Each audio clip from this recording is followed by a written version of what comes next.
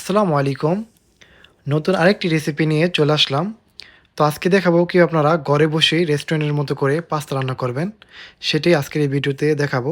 তাই ভিডিওটি না টেনে সম্পূর্ণ ভিডিও দেখার জন্য আমার সাথে থাকবেন। তাহলে চলুন কথা না বাড়িয়ে শুরু করা যাক।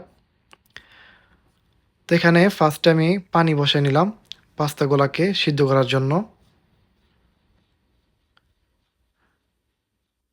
তো পাস্তাগুলা ভালো করে নেড়েচেড়ে আমি সিদ্ধ করে নিব। এই পাস্তাগুলা সিদ্ধ হইতে কিন্তু কিছুটা সময় লাগবে।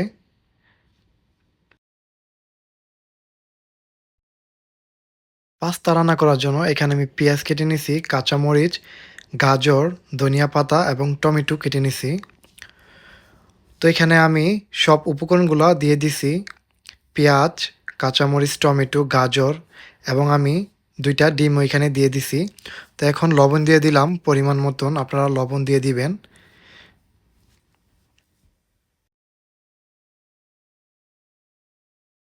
এর মধ্যে আমি ১ চামচ ম্যাগি মসলা দিয়ে দিলাম। ভালো করে মিক্স করে নিব এগুলা।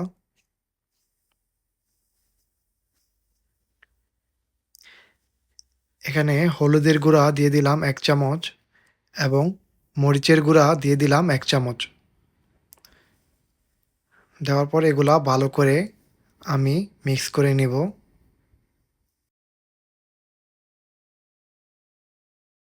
তো এখানে আমি একটু পানি দিয়ে দিলাম।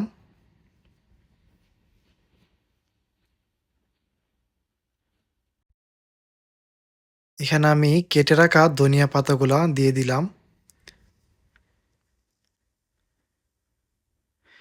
সিদ্ধ করা পাস্তাগুলো এখন আমি এর মধ্যে দিয়ে দিব।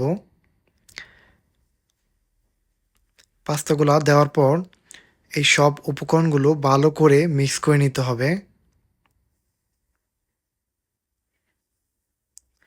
তো এখানে আমি একটু টমেটো পেস্ট দিয়ে দিলাম। দিয়ে ভালো করে মিক্স করে নেব।